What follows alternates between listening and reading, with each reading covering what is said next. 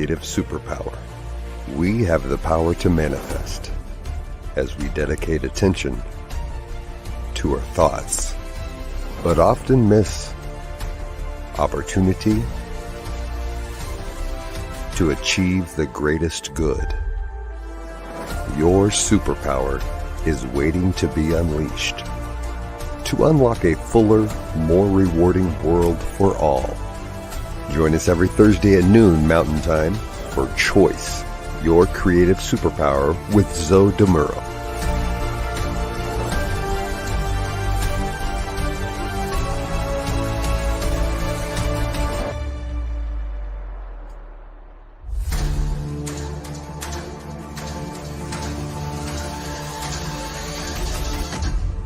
And now, here's Zoe.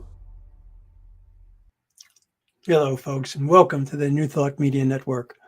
My name is Zoe Muro, and I am honored to be your host for Choice, Your Creative Superpower. If you're coming back, it's good to see you again. And if this is your first time, welcome to the show. I'm a religious science practitioner at the Oakland Center for Spiritual Living in Northern California.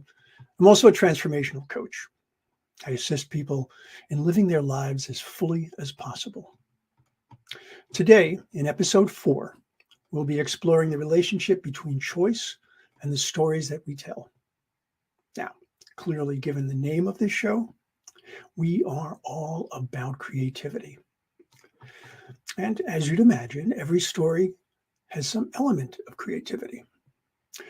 But when it's your story about yourself, or your story about someone else, where does choice come into this picture? How much of a part does creativity play? Why do we choose the stories we tell? Why do we choose the stories we tell about ourselves, about others? How do we choose the stories we tell? So let's dive deep. And if you'll pardon the expression, let's get the story. Or don't pardon the expression, that was terrible. We are storytellers, we being humans, that is. And despite all that scientists who claim that storytelling is a strictly human activity, I am fairly certain that animals tell stories as well. I know in our household, our animals tell stories. Right now, my cat is sitting in another room, sequestered, so that she is not here on this call, and she is definitely telling a story. And when mealtime is just a little bit late, there's a story. And when I'm getting ready to go out and I'm not going to take my dog with me, that was a story, very definitely. It's like, oh man, I never get to go anyplace. Okay, now, in all honesty, that might have been my own interpretation or possibly projection. So let's stick to human storytelling for this discussion, because in the words of Yuval Noah Harari in his book Sapiens, he wrote, "It is the distinctive ability to believe in stories that separates sapiens from other creatures." And he goes on to say, "You could never convince a monkey to give you a banana by promising him limitless bananas after death in monkey heaven." Well, Professor Harari, you've made your point very well. So, humankind then. Well, we know humankind have been storytellers for nearly as long as we have been on this planet.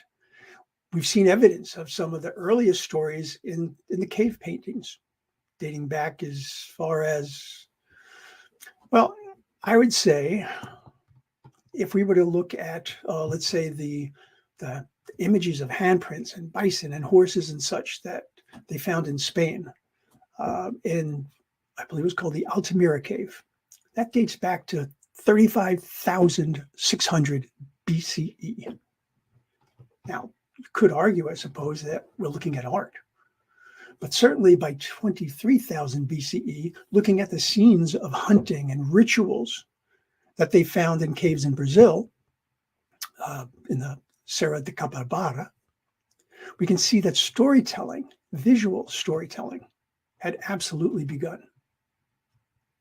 Makes me wonder Who was the first hunter to exaggerate their hunting prowess?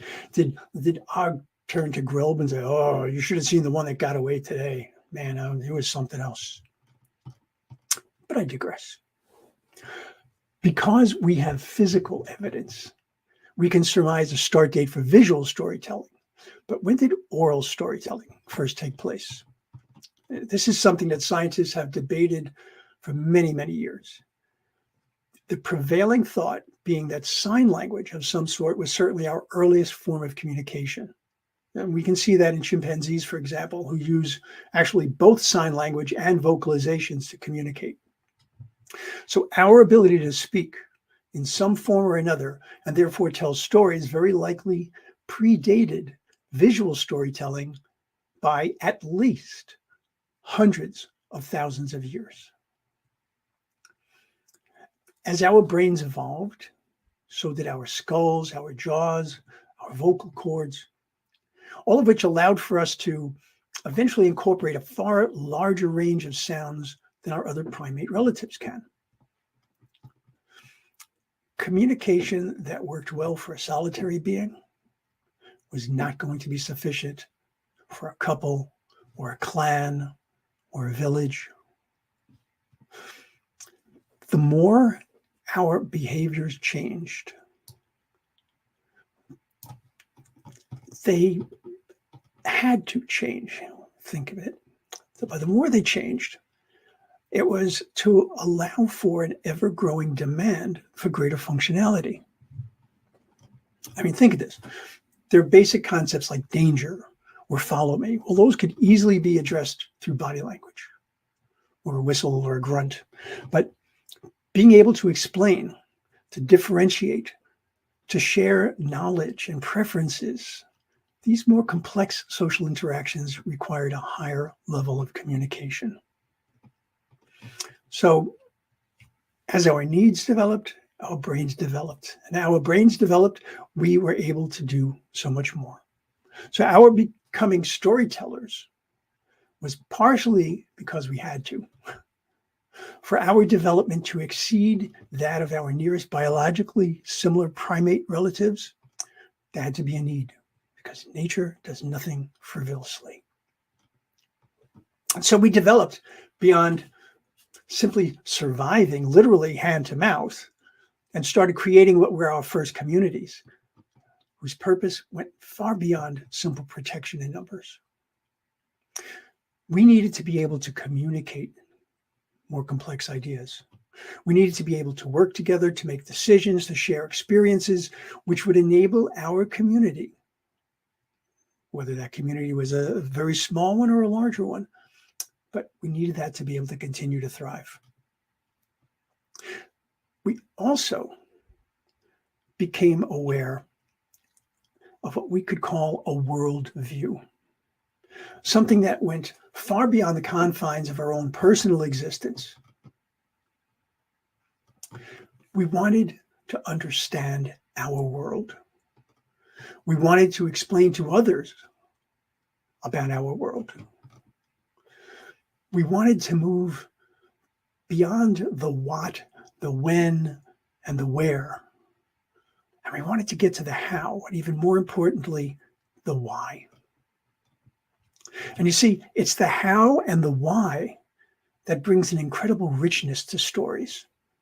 It's what transforms them from a simple statement or a series of facts or observations, and it brings in the element of a narrative being a deliberate shaping of facts or observations that allow us to arrive at a particular conclusion or perspective, which the storyteller might or might not be aware of consciously.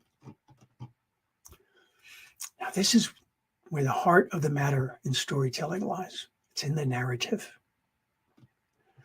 We want others to understand our perspective, and we often want them to accept our perspective and to act accordingly, whether we realize it or not.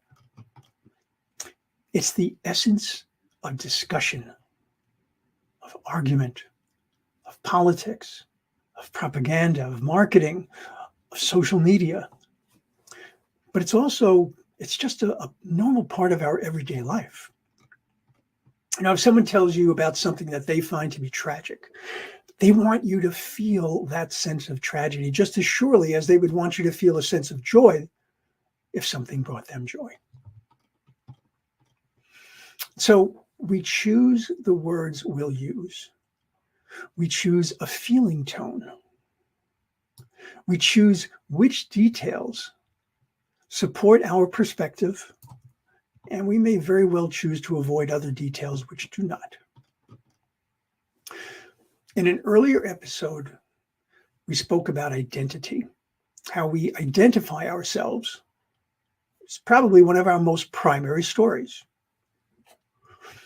When we choose to place a title in front of our name or exclude it, we're beginning a specific narrative, or at least we're establishing a point of reference. So if I introduce myself as Practitioner Zoe, that says one thing about me, although only those of you who know what a practitioner is. If I introduce myself as Reverend Zoe, which, technically I can, because I am an ordained marriage minister by virtue of an ordination from the AmericanMarriageMinisters.com. If I say Reverend Zoe, I've introduced a different perspective and perhaps even a different expectation. Someone says to you, hey, this is my neighbor, Sonia. That's not quite telling the same story as this is my friend, Sonia. And certainly not, this is my girlfriend, Sonia. If someone says, you wouldn't believe the horrible day I just had, you're now primed to hear about problems or issues of some sort. Then once you've heard about this horrible day, you might very well tell your own story about the individual who gave you that, based on whether you could feel at least some comparable level of horribleness, or you might choose to see the person as being overly sensitive or not taking responsibilities for themselves, and thereby creating a story about that. See, we are indeed storytellers. We are story interpreters. We are story judges. When we tell stories, we are making an enormous number of choices. Is this the story I want to tell? Is this the right time to tell this story? Is this the right audience for this story? What details would I see as being important to include? What details would be important to exclude? Remember, we're not just necessarily reciting facts and observations as we know them or we believe we know them. We're shaping a narrative. Mark Twain once said, and he supposedly said this since pretty much everything in the world is attributed to him, but he once said, theoretically, there are three kinds of lies. There's lies, damned lies, and statistics.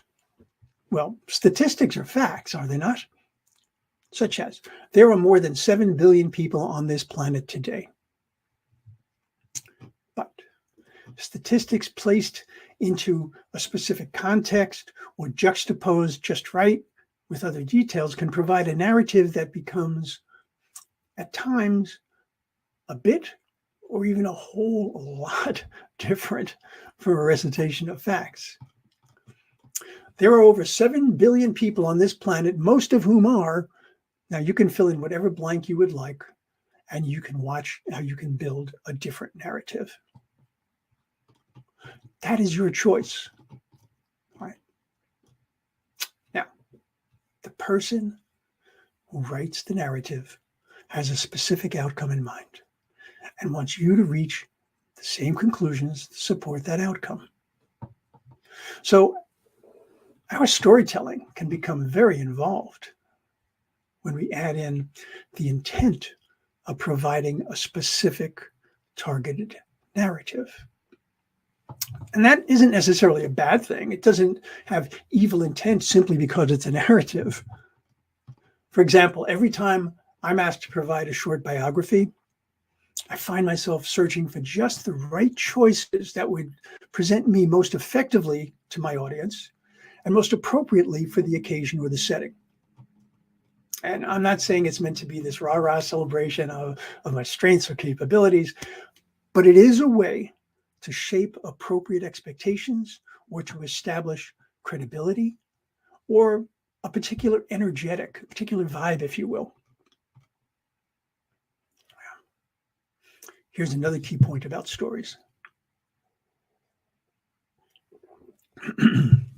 We choose what we look for, and we choose what we look out for in stories based on what we choose to believe about the storyteller.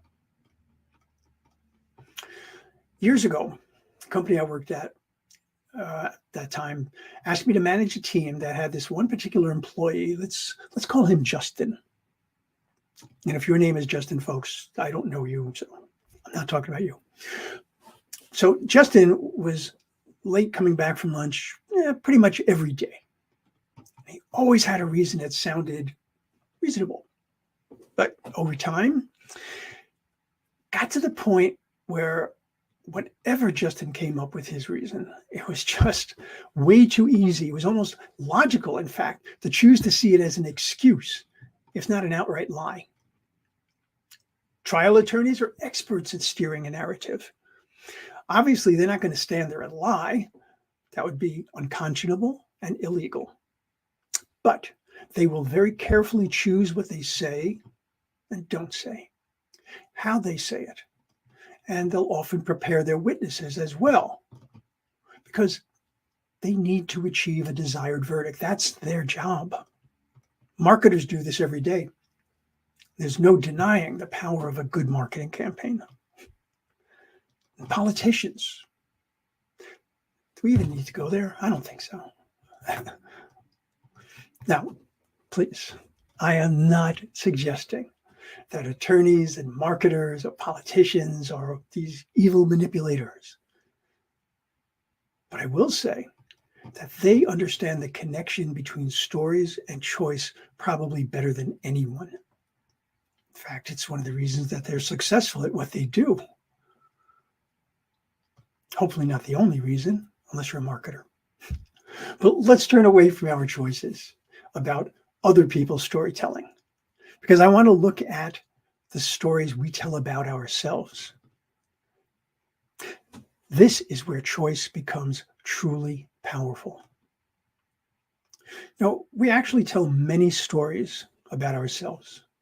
Most of them are short, and we do this constantly. For example, you get up in the morning, you yawn and you stretch, think, I'm facing a really tough day today. And then you know what? Your day is tough. You're starting at a race. You're standing there. That's the starting line for a race. You turn to the person next to you and say, you know what? I am going to run really well today. I just feel it. And you get out there and you give it all you've got.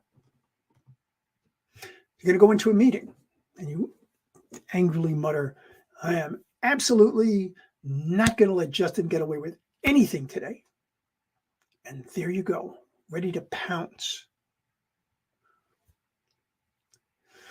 Or how about the simple but powerful, I'm happy, I'm sad, I'm sorry. Every one of those is a story that you've chosen, and a story that may very well determine just how fulfilling your experience of life will be for a moment, for a while, for a very good long while, depending upon the actions resulting from your choices. Another way we tell stories which have a profound effect on our lives is through what are kind of offhand comments that are really self-judgments. Make that self-limiting self-judgments. I'm a slow learner. I just don't have a head for the stock market. I could never do public speaking. I will never be able to understand this principle. I've said all of those. I've believed all of those. I've been trapped by all of those because I choose or I chose rather, to let a closed mindset limit me and cast doubt on my ability to grow. I chose in that moment to tell a story of lack, of limitation, rather than one of abundance and possibility. The stories we have chosen to tell about ourselves, or about another person, or about our lives, or even the world itself,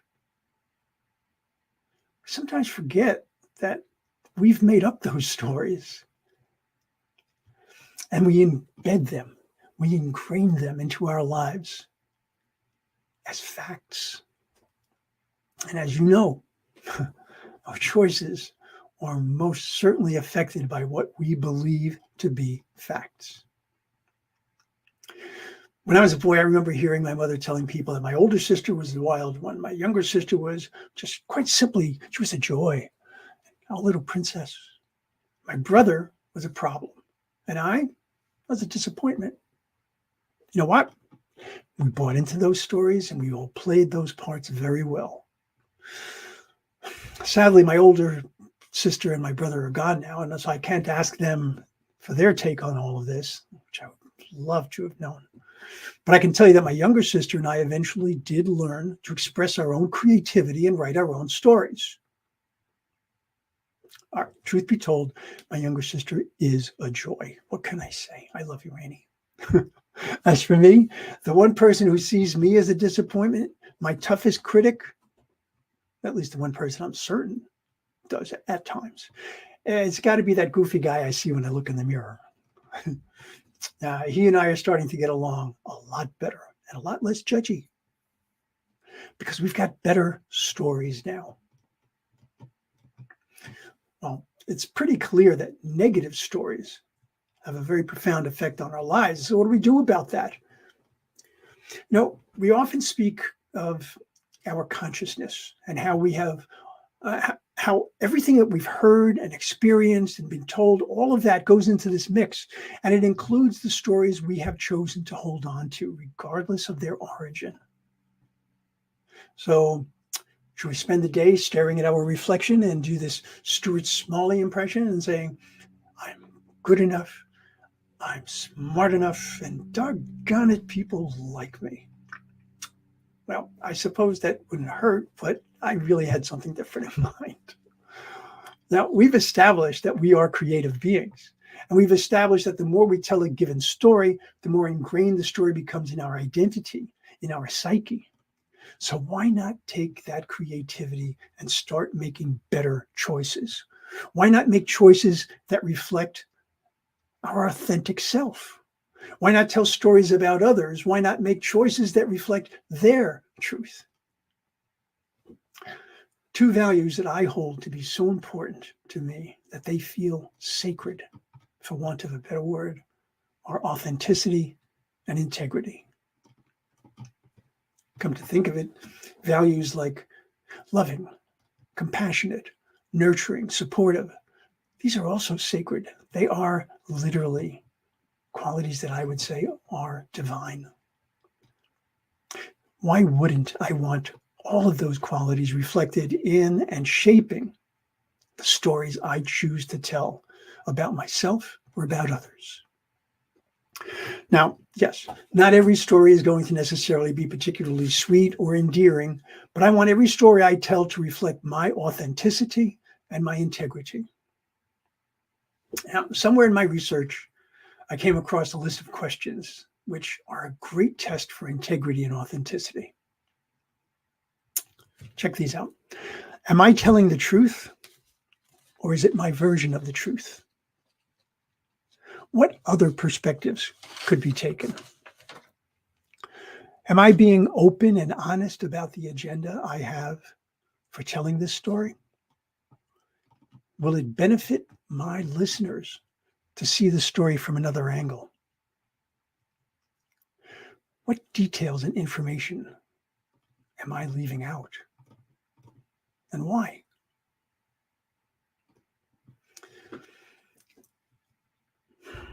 In his book, The Content of Form, Hayden White says, narrative might well be considered a solution to a problem of general human concern, namely the problem of how to translate knowing into telling.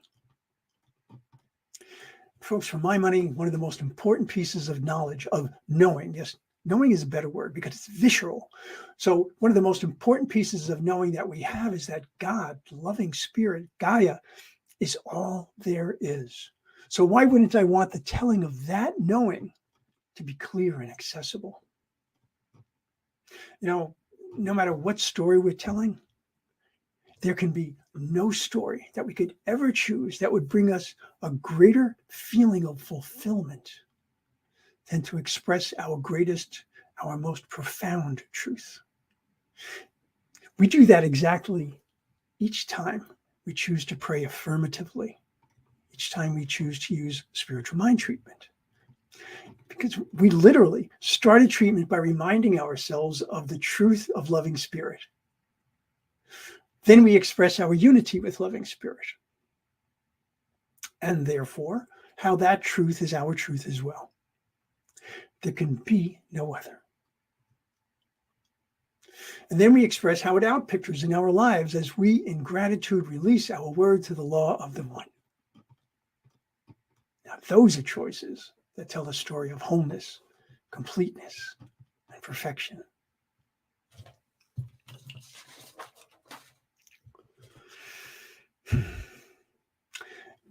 In the book Wired for Story, author Lisa Crone states that story, as it turns out, was crucial to our revolution, more so than opposable thumbs. Opposable thumbs let us hang on. Story told us what to hang on to.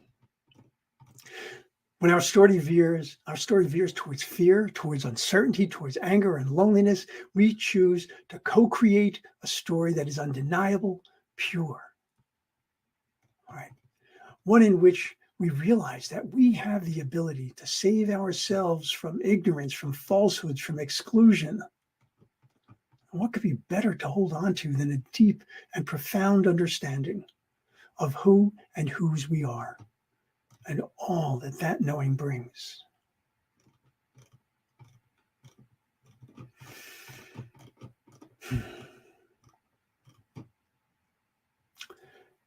If you want to see a change in your life that is absolutely profound, look at the stories you tell.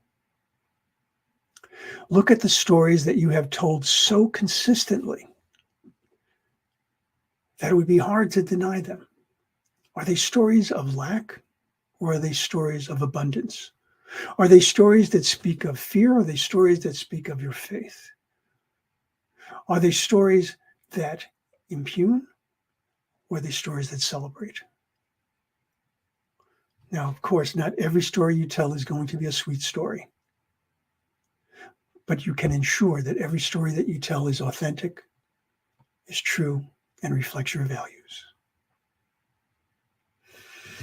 I'd love to hear how you're choosing your stories.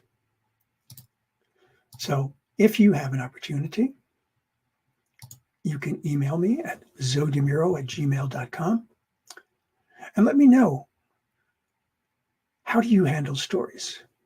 What is it that's important to you? By the way, if there's a topic relating to choice that would you like to see me address in a future episode, by all means, let me know.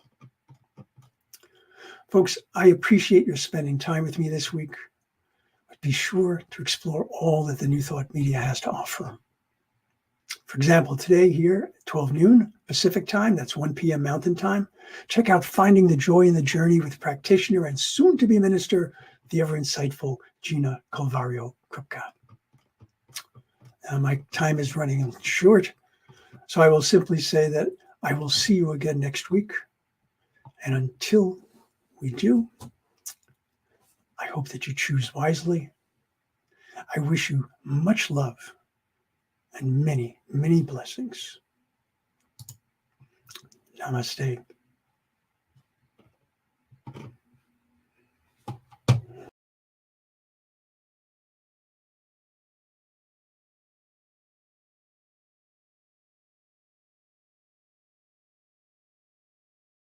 Choice, your creative superpower. We have the power to manifest as we dedicate attention to our thoughts, but often miss opportunity to achieve the greatest good. Your superpower is waiting to be unleashed to unlock a fuller, more rewarding world for all. Join us every Thursday at noon Mountain Time for Choice, your creative superpower with Muro.